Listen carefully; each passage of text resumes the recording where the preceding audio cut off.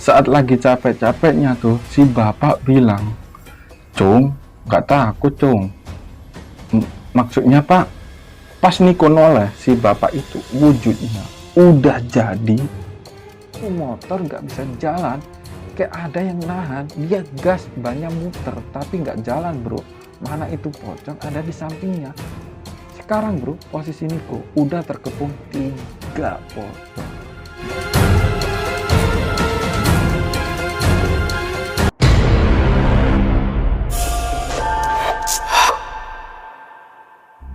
Hey bro, makasih udah klik video Mas Im Bagaskara. Ya, di episode kali ini kita ada cerita dari teman kita nih yang bernama Niko yang tinggal di Surabaya. Dimana Niko ini bro pernah mengalami suatu kejadian yang menurut gua sangat menyeramkan. Jadi gini bro, Niko ini ceritanya berangkat ke desa sendirian. Sebut aja desanya ini Dusun P. Setelah pulang kerja, dia kebut tuh dari Surabaya ke Dusun P. Dusun P ini bisa dibilang dusun terpencil bro. Mau ke Gapura desa harus lewat hutan kecil. Dan di perbatasan antara Gapura dan hutan ini bro, Niko ketemu sosok yang benar-benar menyeramkan. Kejadian ini terjadi di tahun 2005. Saat itu keluarga Niko dapat undangan tuh dari saudara sepupu dekatnya yang ada di Dusun P. Karena Niko ini masih ada pekerjaan yang nggak bisa ditinggalin bro, akhirnya orang tua dan adiknya Niko berangkat duluan tuh ke dusun. Niko nyelesain dulu pekerjaannya. Oke lah tuh, Niko nyelesain kerjaannya tuh. Dia kebut tuh pekerjaannya. Bahkan dia terus kerja tuh sampai jam istirahat. Dia gak istirahat bro, dia kebut dan akhirnya jam 2 sore selesai tuh pekerjaannya. Setelah mastiin kalau pekerjaannya ini benar-benar selesai dan gak ada yang kelewat, dia izin tuh ke atasannya buat pulang lebih awal. Setelah izin diperoleh, dia langsung pulang ke rumah. Dan sampai rumah, dia mandi, makan, dan beres-beres barang buat dibawa ke Dusun P. Oke tuh, selesai beres-beres jam 3 sore, dia sempetin tuh buat sholat asar dulu. Selesai sholat asar, dia starter motor tuh. Pas naik motor, ada SMS masuk dari saudaranya yang bernama Afif. Isinya kurang lebih kayak gini. "Mas, kalau mau kesini besok aja. Jangan malam-malam, nanti takut kenapa-napa di jalan." "Oke Pip, ini mau berangkat." "Kalau bisa besok aja mas, tapi kalau berangkat sekarang, jangan lupa banyak-banyakin doa." "Siap." Oke lah tuh. Selesai masukin HP ke saku, Niko berangkat ke Dusun P. Di sini masih belum terjadi apa-apa bro. Dan singkat cerita, waktu maghrib, Niko sudah sampai di kampung terakhir, mau masuk ke hutan. Di kampung itu bro, Niko mampir dulu ke musola buat jamaah. Selesai sholat, dia ke warung yang ada di sekitar musola tuh buat beli kopi sambil istirahat. Lagi enak-enaknya ngopi tuh, si bapak-bapak warung tanya ke Niko. "Mas ini malam-malam sebenarnya mau kemana toh?" "Mau ke rumah sepupu pak, di atas." "Di Dusun P maksudnya?" "Iya pak." "Lu alah mas, mending besok aja mas, istirahat di sini dulu aja. Tidur di sini, besok pagi baru ke atas." "Makasih pak, saya ke atas aja, soalnya ditunggu."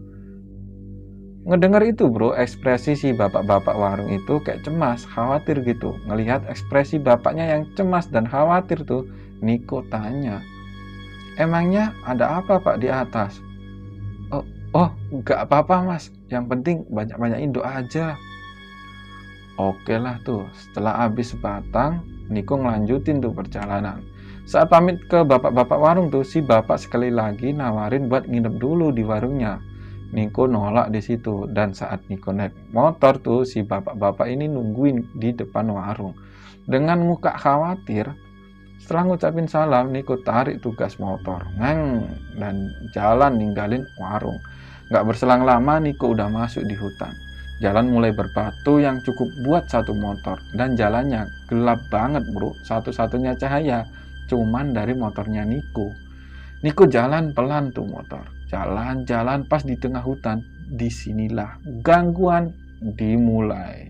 Tiba-tiba, duk duk, duk duk, ban motornya Niko kempes. Mau nggak mau Niko dorong tuh motor. Mana itu jalan lagi posisi nanjak. Saat dorong motor tuh dari arah depan, Niko ngelihat ada orang lagi jalan di tengah jalan. Niko seneng dong, ternyata di hutan dia nggak sendirian. Niko makin cepet tuh dorong motornya buat nyamperin orang. Pas udah deket ternyata itu bapak-bapak. Tapi itu bapak nggak bawa senter bro, tapi bawa tongkat di dalam hutan yang benar-benar gelap. Si bapak jalan tanpa cahaya. Di situ Niko masih berpikir logis, mungkin si bapak ini udah terbiasa jalan di kegelapan, makanya dia nggak butuh senter. Pas udah jalan sejajar, Niko sambil ngos-ngosan tuh. Niko tanyain tuh bapak-bapak, mau ke dusun P pak? Ditanyain seperti itu, si bapak cuman diem aja sambil jalan. Niko masih berpikir logis, mungkin bapak itu capek, makanya ditanyain gak jawab. Ya udahlah ya, Niko gak tanyain lagi. Saat lagi capek-capeknya tuh, si bapak bilang, Cung, gak takut Cung. Maksudnya pak? Pas Niko noleh tuh, si bapak itu wujudnya udah jadi buntelan putih lusuh bro, gede banget. Niko langsung loncat tuh dari motor. Pas di atas motor, itu motor gak bisa jalan. Kayak ada yang nahan, dia gas banyak muter, tapi gak jalan bro. Mana itu pocong ada di sampingnya.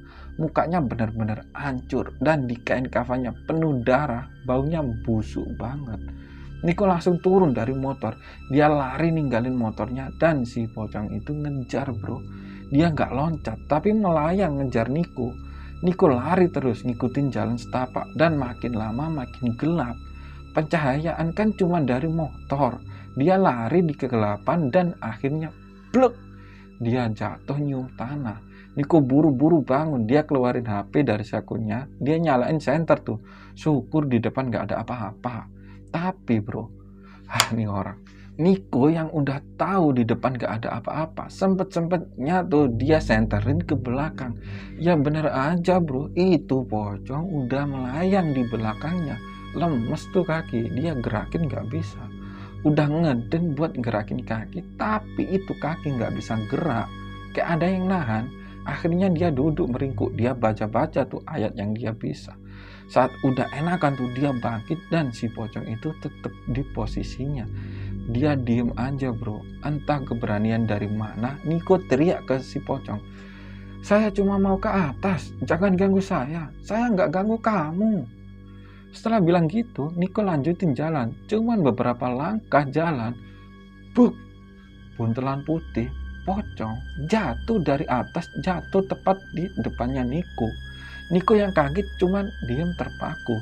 Saat noleh ke belakang, itu pocong yang tadi tuh masih diem aja.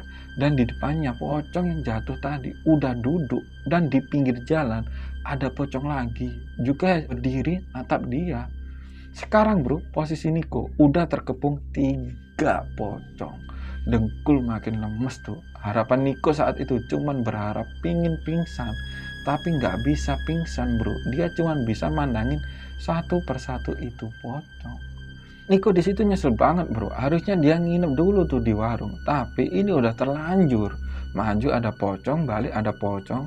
Di situ Niko berpikir jalan satu-satunya cuman satu. Dia harus ngelewatin pocong yang ada di depan. Dikumpulin tuh semua keberaniannya. Dia baca ayat kursi. Setelah selesai dia lewatin itu pocong. Lalu dia lari dan gak noleh sama sekali ke belakang. Dia lari sampai ngos-ngosan. Cukup lama bro dia lari. Akhirnya dia ngelihat cahaya tuh di depan. Sisa-sisa tenaga dia keluarin semuanya tuh. Dan akhirnya dia sampai di Gapura Dusun P. Dia terus lari tuh nyari orang. Akhirnya dia ngelihat ada sekumpulan orang di sebuah pos. Dia samperin tuh sambil lari. Pas mau sampai dia kesandung batu dan akhirnya bruk, dia jatuh. Warga yang lihat langsung nolongin Niko dan dibawa ke pos. Kondisi Niko udah ngap-ngapan bro di situ. Buat ngomong aja udah susah. Dan kondisinya udah nggak karu-karuan bro. Baju udah basah semua dengan keringat. Kayak gue nih bro.